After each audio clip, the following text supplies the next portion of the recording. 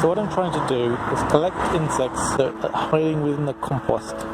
So I made this out of a bottle and a piece of tissue paper in the bottom. Put this net in it and put compost in that net, and then as the compost dries out, the insects will try and escape and fall down onto the damp tissue paper underneath. Now this is my compost. Let's dig down a bit, find some nice moist compost where all the organisms are going to be. Go down here, get a good handful, put it in there, and wrap it up a bit, and we'll see what happens tomorrow when I start it to dry out and things start falling out of it. So one sort of organism you shouldn't forget are the lichens. If you look on trunks of trees like this, you'll often come across lichens. Some can look like this, some can look kind of leafy like this. Other lichens you can find on pots, stonework, like these, or on my pavement, like these little ones here, white. Another very hidden sort of organism are gall mites. This is a sycamore sapling that's growing as a weed in my garden. And just here you can see these red dots make little bumps on the leaf.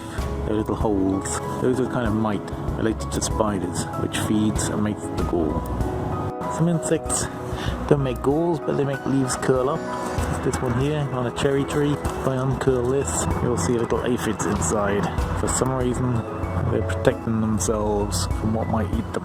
One of the most beautiful insects that ruins my rosemary bush living here is the rosemary beetle. This is a little sap-sucking shield bug, stink bug, living off a rose. I don't know if you've ever noticed, but if you look at peonies at this time of year, they all have ants all over them. And that's because peony buds have nectaries in them that feed the ants, presumably to try and protect the flower. On peony buds, you can see nectar seeping out. Not inside the flower, but outside the flower. If you look on some buds, you can see why. Here's another peony bud, completely covered in ants, all attracted by that nectar. And it's hard to think the peony is trying to attract ants, so that the ants then protect the bud and their nectar supply.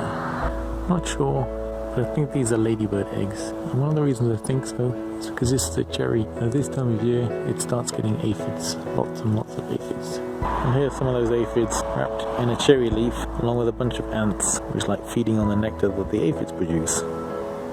This is a little sort of bumblebee, not at all dangerous. They make their home underground. And so this is my meadow. And one of the predators of my meadow is the labyrinth spider, because it makes a labyrinth. Somewhere in here, it's lurking.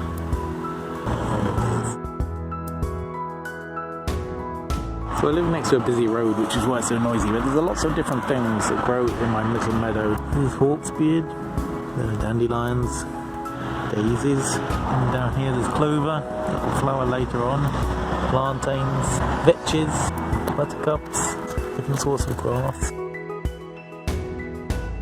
It's called Yorkshire fog because it's foggy colour. Some of the flowers in the garden are extremely small. This is creeping veronica.